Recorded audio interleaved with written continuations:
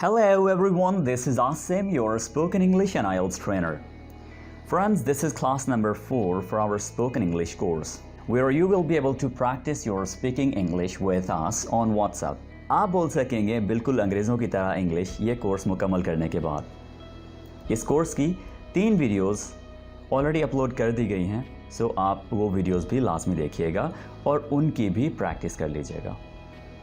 हम आपकी practices check करेंगे और आप जान सकेंगे कि आपने कितना बेहतर सीखा और अगर कहीं कमी बेशी रह गई है तो वो हम दूर कर देंगे इंशाल्लाह हमारे व्हाट्सएप ग्रुप्स में। दोस्तों, अगर आप चाहते हैं लगातार इंग्लिश सीखना तो अभी वीडियो के नीचे रेड कलर के सब्सक्राइब बटन को प्रेस कीजिए और साथ में बेल बटन भी प्रेस कीजिए ताकि आपको हमारी तमाम वीडियोस, हमारी तमाम क्लासेस के नोटिफिकेशंस मिलें और आप हमारी कोई भी क्लास मिस ना करें। दोस्तों, हमारी हौसला अफजाई के लिए लाइक और कमेंट करना बिल्कुल मत भूलिए। हमारे तमाम असबा के PDF नीचे डिस्क्रिप्शन में दिए गए लिंक से हासिल किए जा सकते हैं। Okay friends, before we move to our class number 4, मैं चाहूँगा कि आप क्लास नंबर 3 का थोड़ा सा खुलासा देख लीजिए ताकि आपको सारे कॉन्सेप्ट्स रिवाइज हो जाएं। सबसे पहले हमने देखा कि अगर हमारी मलकियत में कोई चीज़ है तो उसको हम कैसे डिस्क्राइब करेंगे। यानी अगर मेरे पास एक फ़ोन है तो मैं कैसे इंग्लिश में बता सकता हूँ कि मेरे पास फ़ोन है। सिंपली आप यूज़ करेंगे आई हैव प्लस नाउन, यानी नाउन मतलब वो चीज़ जो आपकी मलकियत में है। फिर हमने सीखा कि अगर पास्ट में यानी माजी में हम एक एक्शन कंप्लीट कर चुके होते हैं, हमने कोई एक्शन कंप्लीट कर लिया होता है, तो हम उसको इंग्लिश में कैसे बता सकते हैं। और उसके बाद हमने देखा कि जब हमारी कोई मजबूरी या ज़रूरत हो, यानी हमें कोई काम करना पड़े या किसी को कोई काम करना पड़े, तो हम उसको कैसे डिस्क्राइब कर सकते हैं इंग्लिश में। फिर हमने हैव के कुछ और यूजेस भी देखे और उसके बाद फाइनली हमने इन तमाम कॉन्सेप्ट्स को, इन तमाम स्ट्रक्चर्स को यूज़ किया शॉर्ट आंसर्स के साथ, यानी स्पोकन इंग्लिश के लिए जो आपके लिए बहुत अच्छे रहते हैं। Okay dear friends, so let's talk about our first structure which is I was about to. I was about to हम अगर इसको उर्दू में देखें तो हम कहते हैं मैं ही वाला था। ठीक है, यानी आप जब कोई काम करने ही लगे हों, करने ही वाले हों और किसी वजह से ना कर सके हों, तो ऐसी हालत में आप ये स्ट्रक्चर यूज़ करेंगे। ऐसी सिचुएशन में आप इस स्ट्रक्चर को यूज़ करेंगे। देखिए, हम अक्सर कहते हैं कि मैं ये काम करने ही वाला था, मैं आपकी तरफ आने ही वाला था, मैं आपको कॉल करने ही वाला था, मैं भी यही बात कहने वाला था, ठीक है, मैं बस ऑर्डर करने ही लगा था। तो इस तरह की जो सिचुएशंस हैं उर्दू में, ऐसे जो सेंटेंसेस होते हैं, उनको हम इंग्लिश में कैसे कह सकते हैं। बड़ा सादा सा स्ट्रक्चर है। सबसे पहले आप यूज़ करेंगे सब्जेक्ट। सब्जेक्ट में क्या क्या आ सकता है? आई, वी, यू, दे, किसी शख्स का नाम हो गया, ठीक है, फॉर एग्ज़ाम्पल आसिम, इकरा।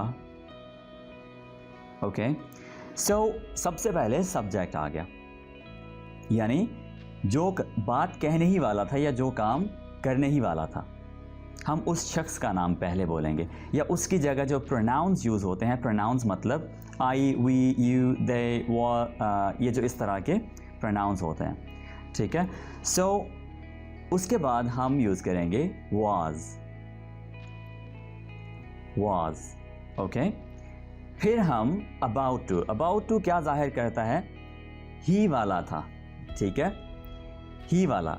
ये जो ही वाला का कॉन्सेप्ट है, इसको जाहिर करता है अबाउट टू। ओके, जब आप कोई काम करने के बिल्कुल करीब ही होते हैं तो फिर आप यूज़ करेंगे अबाउट टू। और उसके बाद first form of the verb. लेकिन एक बात याद रखिएगा कि आपने टू के बाद first form of the verb use करना है। ING वाली वर्ब या इसके अलावा कोई भी और वर्ब यूज़ नहीं करनी। गो, टॉक, वॉक, बिगिन, से, कॉल, सेंड, ऑर्डर, इस तरह की जो first form of the verb होती हैं, इनको आपने यूज़ करना है। सो नाउ आप देखिए, आई वॉज अबाउट टू, कुछ सेंटेंसेस देख लेते हैं एग्जाम्पल्स में। I was about to go out, मैं बाहर जाने ही वाला था।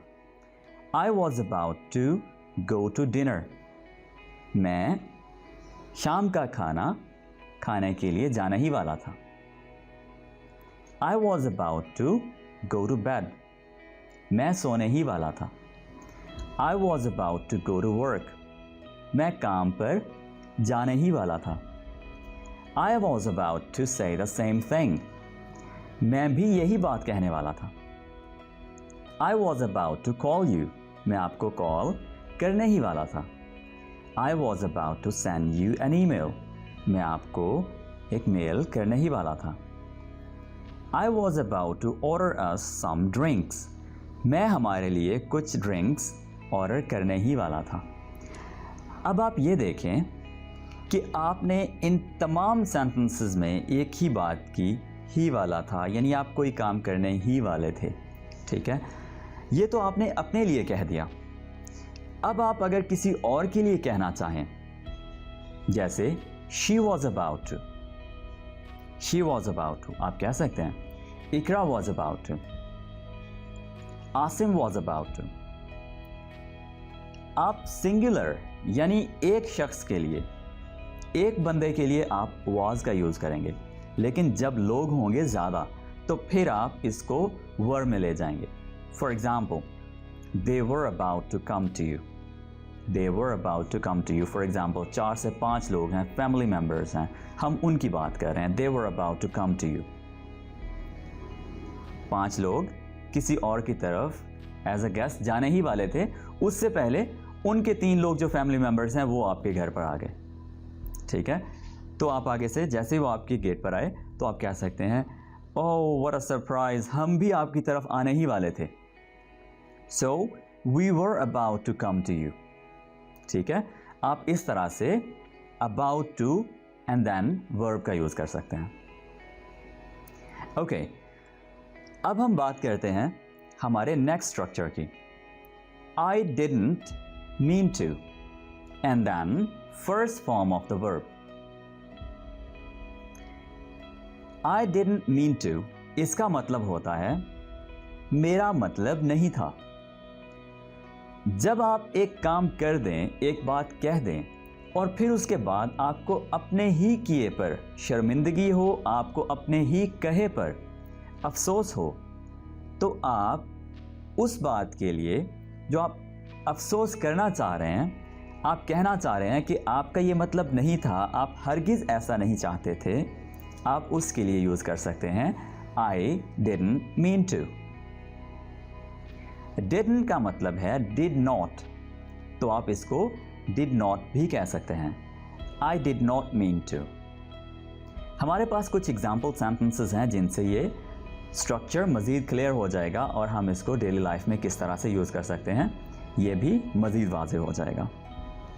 I didn't mean to hurt your feelings. I didn't mean to hurt your feelings. यानी मेरा आपकी फीलिंग्स को हर्ट करने का बिल्कुल भी मतलब नहीं था। I didn't mean to embarrass you. Embarrass का मतलब होता है किसी को शर्मिंदा करना, पशेमान करना। I didn't mean to say those things. मेरा ऐसा कहने का बिल्कुल भी मतलब नहीं था। I didn't mean to leave you out. मेरा आपको यूं बाहर छोड़ने का बिल्कुल भी इरादा नहीं था या बिल्कुल भी मतलब नहीं था।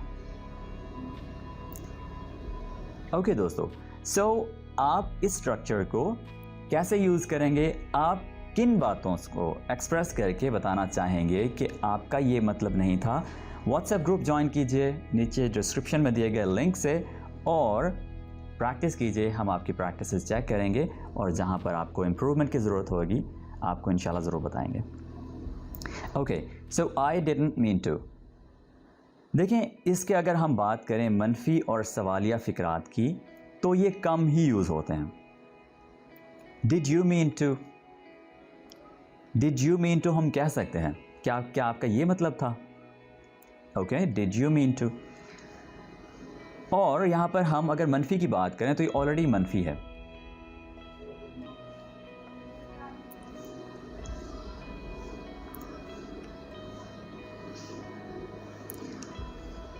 दोस्तों चूंकि ये वाला सेंटेंस, ये वाला स्ट्रक्चर नेगेटिव है यानी डिड नॉट मीन टू है, तो अगर हम इसके पॉजिटिव यानी आई मीन टू और डिड यू मीन टू अगर हम इनकी बात करें तो ये कम ही यूज होते हैं। आई डिडंट मीन टू यानी डिडंट मीन टू ये ज़्यादा यूज होता है। दोस्तों एक और अहम बात आपके लिए कि डिडंट सब के साथ यूज होगा, यानी तमाम सब्जेक्ट्स के साथ, चाहे आई, वी, यू, दे, कोई नाम हो, ठीक है, सब के साथ हम डिडंट ही यूज करेंगे। सो यहाँ पर कोई भी कंफ्यूजन नहीं होनी चाहिए। ओके, सो चलिए हमारे नेक्स्ट यानी नंबर 3 स्ट्रक्चर की तरफ, जो कि है आई वाना। इससे पहले हमने आई एम गना का यूज सीखा। आई एम गना का मतलब था going to, I am going to, और आई वाना का मतलब है I want to, I want to. Wanna अंग्रेज इसको क्विकली कैसे बोलते हैं, want to को wanna बोल देते हैं, I wanna, I wanna। दोस्तों सबसे अहम बात तो ये कि आप इसको सिर्फ और सिर्फ स्पीकिंग इंग्लिश में यूज़ करेंगे, आप इसको रिटन इंग्लिश में wanna लिखकर यूज़ नहीं करेंगे। रिटन इंग्लिश में आप इसको want to ही यूज़ करेंगे। चूँकि हम बोलने में हमारी फ्लुएंसी बेहतर करने के लिए हम wanna क्विकली इसको बोलते हैं, तो इसलिए हम इसको वाना बोल देते हैं। जब आप कोई काम करना चाहते हो तो आप उसके लिए आई वाना का यूज करेंगे। फॉर एग्जाम्पल, आई वाना टॉक टू यू, मैं आपसे बात करना चाहता हूं। आई वाना सर्च फॉर अ जॉब, मैं जॉब की तलाश में हूं या मैं जॉब तलाश करना चाहता हूं। आई वाना ऑर्डर सम फूड, मैं कुछ फूड ऑर्डर करना चाहता हूं। I wanna marry her, मैं उससे शादी करना चाहता हूँ। I wanna listen to that song, मैं वो सॉन्ग सुनना चाहता हूँ। I don't wanna talk, मैं बात नहीं करना चाहता। जब आप नहीं के मानों में इसके लेकर आएंगे तो आप don't का यूज़ करेंगे।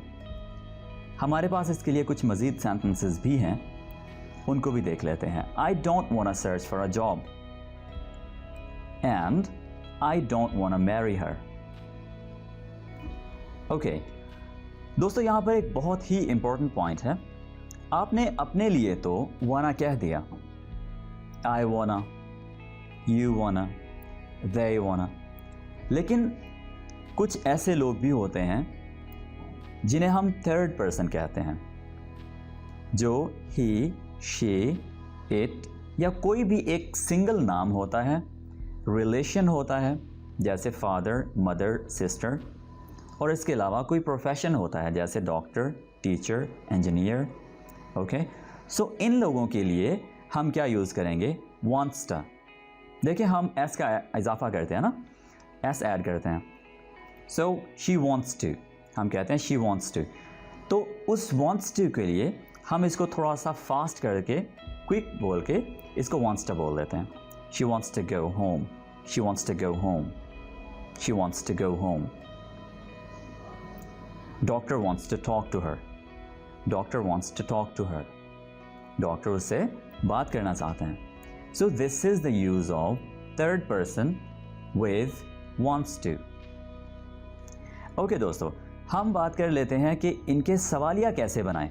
यानी ये जो वाना वाला है, क्या आप चाहते हैं, अगर आप किसी से पूछना चाहें कि क्या आप चाहते हैं, जैसे मैं आपसे पूछूं do you वांना learn English, do you वांना learn English, तो मैं डू को सबसे पहले रखूंगा, सबसे पहले मैं डू को यूज़ करूंगा, ठीक है। उसके बाद सब्जेक्ट को यूज़ करूंगा, ठीक है। सब्जेक्ट मतलब कि यू, आई, वी, दे या कोई नाम भी मैं यूज़ कर सकता हूँ, ठीक है। सो यहाँ पर मैं चूँकि आपसे क्वेश्चन पूछ रहा हूँ तो मैं कहूँगा do you wanna talk to me, do you want to talk to me? अगर आप मुझसे बात करना चाहते हैं तो मेरा व्हाट्सएप ग्रुप ज्वाइन कीजिए, वहाँ पर मेरा नंबर अवेलेबल होगा, आप मुझसे व्हाट्सएप ग्रुप में बात कर सकते हैं। Okay, do you want to go home now? क्या आप अब घर जाना चाहते हैं? ओके, अगर हम 3P की बात करें यानी थर्ड पर्सन की, तो हम क्या कह सकते हैं? Does she wanna buy a car? Does she wanna buy a car? क्या वो एक कार खरीदना चाहती हैं? ठीक है, so this is the use of wanna in interrogative sentences. Interrogative, इसको हम interrogative नहीं कहते, ठीक है, इसको हम कहेंगे interrogative. Alright, interrogative यानी सवालिया फिक्रात। ओके, अब हम बात करते हैं मनफी फिक्रात बनाने की। मनफी फिक्रात में इसको इसी स्ट्रक्चर को कैसे यूज़ करेंगे? सबसे पहले हमारा सब्जेक्ट आ जाएगा, फिर हम डू और डज को सब्जेक्ट के अकॉर्डिंगली यूज़ करेंगे, यानी सब्जेक्ट के मुताबिक यूज़ करेंगे। अगर सब्जेक्ट 3P है यानी थर्ड पर्सन है तो फिर हम डज का यूज़ करेंगे। 3P आप समझ गए होंगे, यानी he, she, it, any name, profession यानी कोई भी, जैसे डॉक्टर हो गया, इंजीनियर हो गया, टीचर हो गया, ठीक है, ये प्रोफेशंस होते हैं। और इसके अलावा हम अगर बात करें जो रिलेशंस होते हैं उनकी, तो उनके साथ भी हम डज का यूज़ करेंगे और बाकी सब के साथ हम डू का यूज़ करेंगे। ओके, डू और डज, एंड देन हम यूज़ करेंगे नॉट, उसके बाद हम यूज़ करेंगे वाना। ओके, यहाँ पर कुछ एग्जाम्पल सेंटेंसेस हैं। I don't want to go home. I don't want to go home. He doesn't want. यहाँ पर देखिए, क्योंकि मैंने कहा था कि ही, शी, इट के साथ हम डजंट का यूज़ करेंगे। डज नॉट, डजंट का मतलब है does not. So doesn't want to buy a new car. They don't want to sell their house. They don't want to sell their house. Okay. अब बात करते हैं हमारे फोर्थ स्ट्रक्चर की, जो कि है I used to. इसको जब आप प्रोनाउंस करेंगे तो आप D और T को अलग-अलग नहीं करेंगे, यानी आप इसको अलग अलग करके नहीं बोलेंगे। जैसे I used to, आपने इसको इकट्ठा बोल देना है। I used to, okay. यूँ समझ लीजिए कि D यहाँ पर है ही नहीं। I used to, okay. So I used to and then first form of the verb. देखिए, आप पास्ट में बहुत सारे काम कुछ अरसे के लिए करते हैं, ठीक है। आपने कुछ काम बहुत अरसे के लिए किए थे जो कि आपकी आदत थे, या जो आप काम किया करते थे एक रूटीन के लिहाज से। यानी जब आप अपनी माजी की रूटीन को बताते हैं किसी को, तो आप यूज़ टू का स्ट्रक्चर यूज़ कर सकते हैं। उर्दू में हम इसको कहते हैं मैं किया करता था या मैं करता था, ठीक है। जैसे देखें, अगर आपकी कुछ अर्सा पहले यानी 2 साल पहले रूटीन थी कि आप एक्सरसाइज करते थे फॉर एग्ज़ाम्पल हर संडे को, ठीक है, या आप हर संडे को शॉपिंग के लिए जाया करते थे, तो आपकी ये रूटीन थी, आपकी ये आदत थी शायद, ठीक है। सो आप इस आदत को अब यानी हाल में बयान करने के लिए, अपनी पास्ट की आदत को अभी हाल में बयान करने के लिए, एक्सप्रेस करने के लिए, बताने के लिए आप क्या यूज़ करेंगे? Use to. कुछ एग्जाम्पल सेंटेंसेस हैं। I use to develop websites. I use to develop websites यानी मैं वेबसाइट्स डेवलप किया करता था, बनाया करता था। I use to jog every day. I use to jog every day, मैं हर रोज़ जॉगिंग किया करता था। आई यूज़ टू पेंट, मैं पेंट किया करता था। आई यूज़ टू स्मोक, मैं स्मोकिंग किया करता था यानी सिगरेट नोशी किया करता था। I use to work from home, मैं घर बैठा काम करता था। I use to live in California, मैं कैलिफोर्निया में रहा करता था। I use to go to the beach every day, मैं हर रोज़ बीच पर जाया करता था। अब देखिए, ये तमाम चीज़ें पास्ट की हैं जो आप अब किसी को बैठे बता रहे हैं जी कि मैं ये काम किया करता था। I use to sing in a choir. मैं choir में सिंगिंग किया करता था. I use to like vegetables. आप अपने पास्ट की बात बता रहे हैं कि मुझे सब्ज़ियाँ अच्छी लगती थी, मैं सब्ज़ियाँ पसंद करता था, लेकिन अब मुझे सब्ज़ियाँ अच्छी नहीं लगती, अब मैं सिर्फ़ और सिर्फ चिकन खाता हूँ. ठीक है, अब मुझे सिर्फ चिकन पसंद है. Okay, I use to start work at 9 o'clock. मैं 9 बजे काम किया करता था या काम करना स्टार्ट किया करता था. अब आप 1 बजे उठते हैं. Okay, so this is the use of used to. अगर हम बात करें कि यूज्ड टू को हम सवालिया फ़िक्रों में कैसे यूज़ कर सकते हैं. देखिए, यूज्ड सेकंड फॉर्म है, ठीक है, और डिड भी सेकंड फॉर्म है. जब आप इसको क्वेश्चन में लेकर जाएंगे तो आप डिड लगाएंगे शुरू में. जैसे पहले हम डू लगाया करते थे, अब हम डिड लगाएंगे शुरू में. फिर हम सब्जेक्ट का यूज़ करेंगे. सब्जेक्ट अब तक आपको समझ आ गया होगा कि हम सब्जेक्ट किसको बोलते हैं. ही, शी, इट, ये जितने भी यानी लोग होते हैं उनको हम सब्जेक्ट बोलते हैं, यानी जो काम करने वाले होते हैं. Okay, so did then subject और उसके बाद यूज्ड टू. यहाँ पर आपने एक बात लाजमी देख लेनी है कि चूँकि हम डिड यहाँ पर ले आए हैं तो यूँ समझ लीजिए कि यूज्ड वाला जो डी है वो उठाकर हम शुरू में ले गए. ठीक है, डिड में ले गए. राइट, सो यूज्ड टू हम ले यूज़ करेंगे. ठीक है, did you use to develop websites. Did you use to develop websites. क्या आप वेबसाइट्स बनाया करते थे. Did you use to jog every day. क्या आप हर रोज़ जॉगिंग पर जाया करते थे. आपसे कोई क्वेश्चन पूछ रहा है. ठीक है, did you use to smoke. क्या आप स्मोकिंग करते थे. ठीक है, so this is the use of interrogative. Okay दोस्तों, इसी को हम मनफी फ़िक्रात में कैसे लेकर जाएंगे. यानी अगर आपने कहना हो कि नहीं मैं नहीं करता था, ठीक है, सो उसके लिए आप यूज़ करेंगे did not and then use to. यहाँ पर फिर से मैं आपको एक बात बताता चलूँ कि हमने यूज्ड नहीं कहा, हमने इसके साथ डी नहीं लगाया. ठीक है, सो ये गलती मत करिएगा. I did not use to develop websites. I did not used to jog every day. यानी मैं हर रोज़ जॉगिंग पर नहीं जाया करता था. I did not used to paint. मैं पेंट नहीं किया करता था. ठीक है, आपसे कोई पूछता है Did you used to paint? तो आप कहेंगे No, I did not used to paint. फिर लास्ट हमारा सेंटेंस है I did not used to smoke. मैं स्मोकिंग नहीं किया करता था. ओके दोस्तों, आपने इन तमाम स्ट्रक्चर्स के शॉर्ट आंसर्स कैसे करने हैं. देखिए, स्पोकन इंग्लिश में शॉर्ट आंसर करना बहुत ही यूज़फुल रहता है. यानी आप पूरी बात नहीं कहते, आप सिंपली क्या कहते हैं, शॉर्ट आंसर्स यूज़ करते हैं. जैसे do you वांना bye another shirt. आपसे कोई पूछता है do you वांना bye another shirt, आप कहते हैं येस आई वांट टू. एक तरीका है कि आप पूरी बात कहें yes I want to buy another shirt. फिर आप कह सकते हैं येस, इतना भी काफ़ी है, हाँ, लेकिन ये थोड़ा रूड लगता है. ठीक है, सो आप सिर्फ इतना कहेंगे येस आई वांट टू. और आई वांट टू को जब आप क्विकली बोलेंगे तो ऐसी साउंड आएगी yes I want, yes I want. आप ये भी कह सकते हैं no I don't want, no I don't want. Okay, फिर हम बात करते हैं did you use to walk in the morning.